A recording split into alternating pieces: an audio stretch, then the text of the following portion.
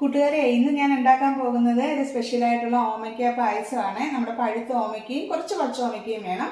അതിനായിട്ട് ഞാൻ എടുത്തിരിക്കുന്നത് കഷ്ണങ്ങളാക്കിയ പഴുത്ത ഓമയ്ക്ക, അതോടൊപ്പം നമ്മൾ ഗ്രേറ്റ് ചെയ്ത് കുറച്ച് പച്ച ഒരുമാതിരി വിളഞ്ഞ ഓമയ്ക്കയാണ്. അതിന് ശേഷം ഞാൻ കുറച്ച് മുന്തിരി എടുത്തിട്ടുണ്ട്. പിന്നെ നമ്മൾ അതിനാവശ്യമായ കുറച്ച് ചവ്വരി എടുത്തിട്ടുണ്ട്. പിന്നെ നമ്മൾ ആവശ്യമായ അണ്ടിപ്പരിപ്പ്, മുന്തിരി, അതേപോലെ നെയ്യ്, പിന്നെ നമ്മൾ പഞ്ചസാര, കുറച്ച് ഏലക്കയാണ്. ഇത് പഞ്ചസാരയിൽ പൊടിച്ചിട്ട് വേണം എടുക്കാൻ.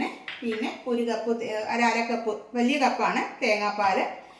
പിന്നെ നമ്മൾ ചേർക്കാനായിട്ട് കുറച്ച് നമ്മുടെ തേങ്ങാക്കൊത്ത്. ഇത്രയും സാധനങ്ങളാണ് എടുത്തിട്ടുള്ളത്. ഓക്കെ, പാൻ ചൂടായി. അതിലേക്ക് നമുക്ക് കുറച്ച് നെയ്യ് ഇട്ട് കൊടുക്കാം. അതിലേക്ക് നമ്മൾ ആദ്യം ഇടുന്നത് നമ്മുടെ അണ്ടിപ്പരിപ്പാണ്. അണ്ടിപ്പരിപ്പ് ഒന്ന് ചുമന്നതിന് ശേഷം നമ്മൾ വെച്ചിരിക്കുന്ന മുന്തിരിയും കൂടെ അതിനകത്തോട്ട് ഇട്ട് കൊടുക്കാം.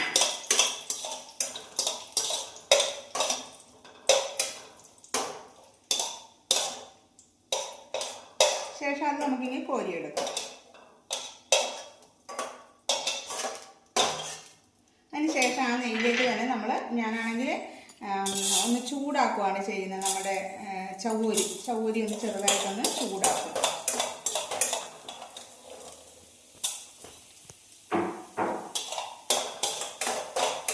അതൊന്ന് ചൂടായി വന്നു കഴിയുമ്പോൾ ഞാൻ ചെയ്യുന്നത്, അതിലേക്ക് നമ്മൾ കുറച്ച്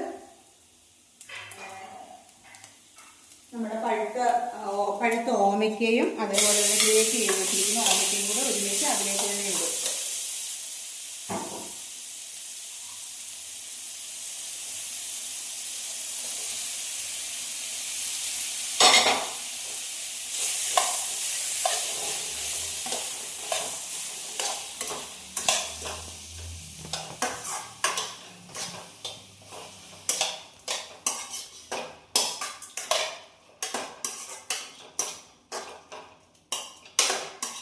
ചവ്വരി വറുത്തത് കൊണ്ട് അതിനകത്ത് പെട്ടെന്ന് അങ്ങ് വെന്തോളും. അപ്പോൾ അത് രണ്ടും കൂടി ഇടും. ശേഷം ഒരു അര കപ്പ് വെള്ളം ഒഴിച്ച് ഇതൊന്ന് വേവിക്കാൻ വെക്കുവേ. ഇതൊന്ന് തിളയായി. അപ്പോൾ അതിലേക്ക് ഞാൻ എടുത്ത് വെച്ചിരുന്ന മുന്തിരിങ്ങ കൂടി അതിലേക്ക് ചേർക്കും. ഒരു കപ്പ് ശർക്കര പാനി കൂടി നമ്മൾ ഇതിലേക്ക് ചേർക്കാനായിട്ട് എടുത്ത് വെച്ചിട്ടുണ്ട്. ഇനി നമുക്ക് ആവശ്യമായ ശർക്കര പാനി കൂടി ഇതിലേക്ക് ചേർക്കാം. ഇനി ഇത് ശരിക്കും കിടന്നൊന്ന് വേവണം. ഇനി ഇതിലേക്ക് നമുക്ക് ആവശ്യമായ തേങ്ങാപ്പാൽ എടുത്ത് വെച്ചിരിക്കുന്നത് ഒഴിക്കാം.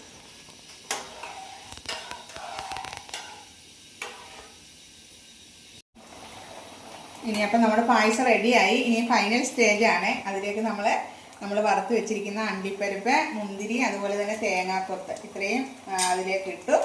അതോടൊപ്പം നമ്മൾ ഇനിയും എന്നെ സംബന്ധിച്ച്, ചിലരെ സംബന്ധിച്ച് ആദ്യം തന്നെ മിൽക്ക് മെയ്ഡൊക്കെ ഒഴിക്കും. പക്ഷേ എന്നെ സംബന്ധിച്ച് ഞാൻ തീ ഓഫ് ആക്കിയതിന് ശേഷമാണ് നമ്മുടെ മിൽക്ക് മെയ്ഡ് ഇതിലേക്ക് ചേർക്കുന്നത്. ഒരുപാട് മിൽക്ക് മെയ്ഡ് ചേർക്കില്ല കേട്ടോ, കുറച്ച് മാത്രമേ ഞാൻ ചേർക്കത്തുള്ളൂ. ഒരു 3 സ്പൂണ്, ചെറിയ സ്പൂണിന് 3 സ്പൂൺ എന്ന അളവിലാണ് ഞാൻ ചേർത്തിരിക്കുന്നത്. ഓക്കെ, അപ്പോൾ നമ്മുടെ ഓമയ്ക്ക പായസം, അതായത് പപ്പായ പായസം റെഡിയാണ്. എല്ലാവരും ഇതൊന്ന് ട്രൈ ചെയ്ത് നോക്കുക. എല്ലാവർക്കും താങ്ക്സ്.